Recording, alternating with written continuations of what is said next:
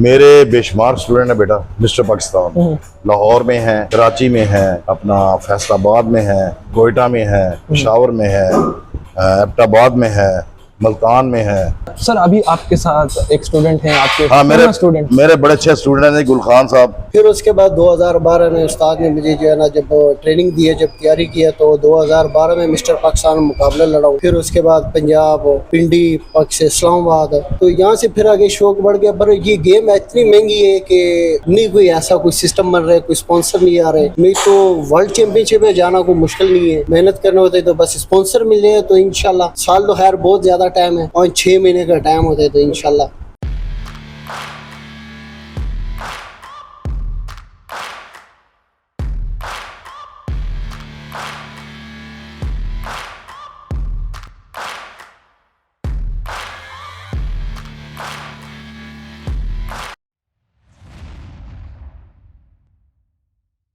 अच्छा सर, ये इस जर्नी में आपने वो मतलब आपके स्टूडेंट्स भी होंगे जो आपसे मतलब सारी चीज़ें पूछते होंगे, या फिर आपने खुद अपने हाथों से किसी को स्टूडेंट को रेडी किया हो, तो उसके बारे में बताओ।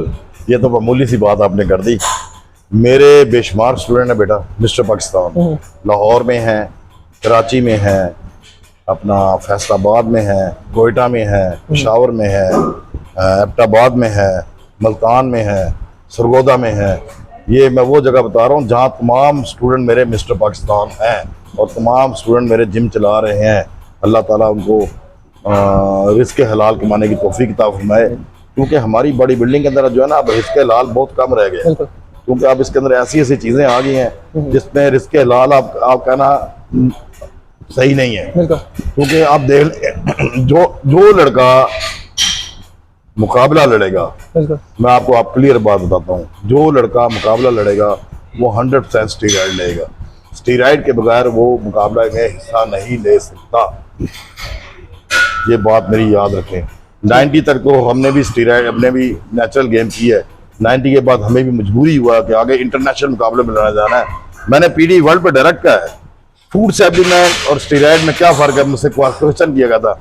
मैं कहा दोनों स्टीरॉयड है, एक एनाबॉलिक स्टीरॉयड है, एक कैटाबॉलिक स्टीरॉयड है दोनों स्टीरॉयड। वो इंजेक्शन फॉर्म में है, वो पाउडर फॉर्म में। इसके साइड इफेक्ट कम है, उसके साइड इफेक्ट ज़्यादा है, लेकिन अब तो इसको भी लीगली कर दिया गया। तकरीबन हर जिम ऑनर हर मुल्क के अंदर अपना प्रोडक्ट बन रहा है और हर मुल्क जो है इसको मेडिकल स्टोर पे दे रहा है और मेडिकल स्टोर वाले इसको बेच रहे हैं और तमाम लड़के यूज़ कर रहे हैं। अच्छा सर, अभी आपके साथ एक स्टूडेंट हैं आपके? हाँ, मेरे बड़े अच्छे स्टूडेंट हैं गुलखान साहब। अल्लाह ताला ने ज़िंदगी दे, अल्लाह ताला इनकी मुश्किलात और मुसीबतों को दूर फरमाए। बड़ा फर्दा बर्दाश्त स्टूडेंट है और मैंने देखा है कि मैंने ऐसे ऐसे लड़के भी तैयार किए हैं जो मिस्टर पाकिस्तान बनने के बाद उन्होंने अपने जिम खोले हैं और हमें पूरा भला भी कहा है कि अहमद साहब कौन है, फूज अहमद सादक भूल जाते हैं। इस तरह बेशुमार इस्लामाबाद की मिसाल भी दे सकता हूँ, लेकिन नहीं देना चाहता। अल्लाह ताला ये पर्दा रखा है तो पर्दा ही रखे, जरूरत नहीं है कहने की। लेकिन गुलखान है, अरफान अजीम है, इस टाइम मेरे पास अरफाज सादिक है, इस टाइम हमारे पास 3 लड़के हैं जो आपको बता सकते हैं। तो मैं गुलखान को कहता हूँ आप इससे गुलखान से कोई क्वेश्चन करें, आपको बताएगा। सर आपकी जर्नी कैसे स्टार्टिंग हुई और क्या क्या टाइटल्स आपने विन किए उसके बारे में थोड़ा?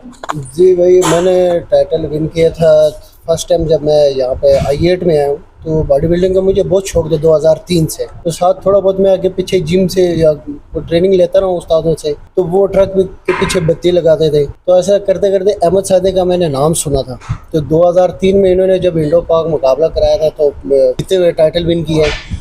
तो क्योंकि मैं इस्लामाबाद में रहता हूँ तो ये पिंडी में इनका जिम था, तो हमारे पास इतना वो टाइम नहीं था, गुर्बत भी थी, तो ऐसा टाइम नहीं था कि यार अहमद सादी के पास हम जाए और टाइम मिले। तो फिर ऐसे करते करते 2011 में तो I8 में उस्ताद का जिम था अहमद सादी की। तो जब मैंने देखा तो मैंने कहा यार यहाँ पर मैंने ट्रेनिंग लेने और मैंने टाइटल जीतना है, मैंने कंपटीशन लड़ना है।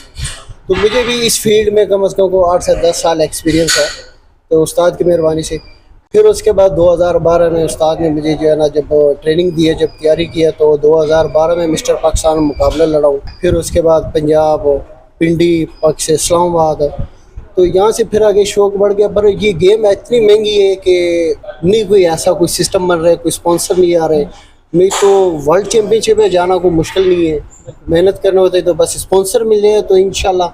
साल तो खैर बहुत ज़्यादा टाइम है और 6 महीने का टाइम होता है, तो इंशाल्लाह बिल्कुल तैयारी करेंगे। पर बात ये कि गेम है, ऐसी गेम है कि बाकी उस्ताद ने जो आपको सारी बातें बताई है, तो ये चीज़ अफोर्ड करना बहुत मुश्किल है। और आजकल की दौर में आप खुद देख ले, मुर्गी, अंडा, मछली, ये कहाँ तक इनका रेट पहुंच गया है। बाकी जो दाल चावल है वो तो छोड़ ले, जो सब्जी वगैरह वो तो छोड़ ले, जो क्योंकि बॉडी बिल्डर की ये डाइट जो है ना, प्रॉपर एक डिसिप्लिन होता है डाइट प्लान, तो ये चीज़ें आपको खानी पड़ती है।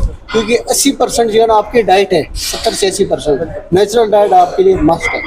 ये करना पड़ता है, तब जाके आप के माइंड में एक चीज़ बन जाती है कि यार मैं ये टाइटल अचीव करूँगा, चाहे जिधर भी हो। कोई भी माँ के पेट से ऐसे नहीं आया, मेहनत करके स्टेप बाय स्टेप, जैसे छोटा बच्चा है आहिस्ता आहिस्ता वो जो है ना चलना शुरू करता है, चलने के बाद फिर आहिस्ता आहिस्ता वो ग्रोथ होना शुरू हो जाता है, फिर वो दीवार के खड़े खड़े आहिस्ता आहिस्ता।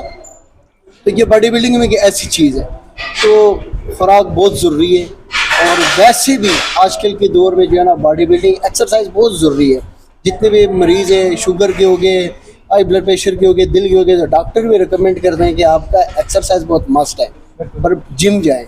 तो अच्छी गेम है, बहुत ज़बरदस्त चीज़ है, पर जो पाकिस्तान का नाम रोशन करने के लिए ऐसे बहुत सारे बॉडी बिल्डर हैं, वो चुप करके बैठे हैं, कोई स्पॉन्सर ही नहीं है।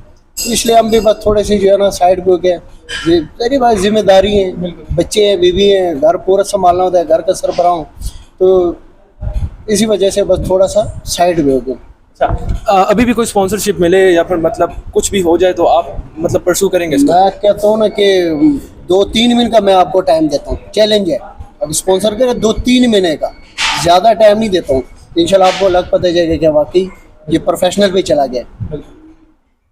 नो डाउट बॉडी बिल्डिंग एक ऐसा स्पोर्ट है जिसको कोई भी मतलब बॉडी बिल्डिंग का कोई नाम सुनते हैं ना, तो बॉडी बिल्डिंग का नाम सुनते साथ ही कहते हैं स्टेरॉइड, बस पॉज कर लेते हैं स्टेरॉइड का कह के। अब उनको ये नहीं पता कि इस बॉडी बिल्डिंग में कितनी स्ट्रगल होती है, कितनी मतलब पीछे मेहनत होती है इंसान की। पूरी एक साइकिल सा होता है सर, आपको बेहतर पता होगा। पूरा एक साइकिल है, मतलब डिसिप्लिन होगा इसमें, डिसिप्लिन के साथ बॉडी बिल्डिंग करनी है, आपने टाइम रखना है, अपनी डाइट के लिए टाइम रखना है, बहुत डिसिप्लिन चीज़ है। लेकिन उसको एक नाम दे दिया जाता है कि यार बस ठीक है ऐसा ही स्पोर्ट है, बस छोड़ो मतलब। अच्छा सर, इसके बारे में मुझे बताएं कि बॉडी बिल्डिंग जो है बहुत एक्सपेंसिव गेम है जो प्रोफेशनल बेस पे आता है। इसमें अगर आप डाइट सुन लेना एक दिन की, तो आप कहेंगे मेरी 1 महीने की डाइट है ये। मैं जब मुकाबला लड़ता था मैं 10 मील खाता था पर डे। 10 यहाँ खाते हैं हमारे पाकिस्तान में, सुबह नाश्ता, दोपहर को रोटी खाना, दोपहर को खाना, डिनर, फिनिश।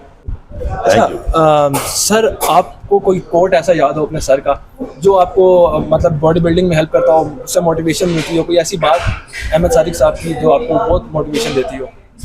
जी, हमारे उस्ताद जो है ना जब हमें ट्रेनिंग देते थे तो उसमें फिर कंप्रोमाइज़ नहीं करते थे। तो हम ज़्यादा सर कोशिश करते थे, क्योंकि जब टाइम बिल्कुल कम था जब कंपटीशन के, जब 1-2 महीने रहते थे, तो उस्ताद जब सिर पे खड़े होते थे तो हमसे फिर वो नाम बोल सकते थे, बट ट्रेनिंग पे फोकस करते थे। फिर सिर पे खड़े होके जब हमें ट्रेनिंग देते थे, फिर उसके बाद उस्ताद की जो पिक्चरें देख के उस्ताद खुद जब तैयारी करते थे तो हम वो देख के हमें और जोश आता था। तो हम फिर बजाय हम कहते थे कि सुबह दोपहर शाम गेम लगाएं, तो उस्ताद जब हमें गाइड करते जिस हिसाब से हमें वो पंप कर रहे थे तो हमें जोश होता था कि यार हम भी उस्ताद की जहाँ पे उस्ताद पहुँचे हम भी पहुँच सके। उस्ताद तक तो कोई नहीं पहुँच सके, पर हमारी कोशिश ये होती थी कि पाकिस्तान के लिए हम भी कुछ करें। तो हमें वो जो ट्रेनिंग है जो उस्ताद सिर पे खड़े होकर करवाते थे, तो अभी भी हम कहते हैं कि बस हमारे उस्ताद खाली सिर्फ बैठे रहे और निगरानी करें, सब में हमें वो सारा कुछ ट्रेनिंग मिल रहा है। क्योंकि अब वो उस्ताद भी जो है ना रिज़ाइन दे चुके हैं, तो हमारी कोशिश यही होती है कि दोबारा इंशाल्लाह इस फील्ड में आ जाए और दोबारा कोई तैयारी करें।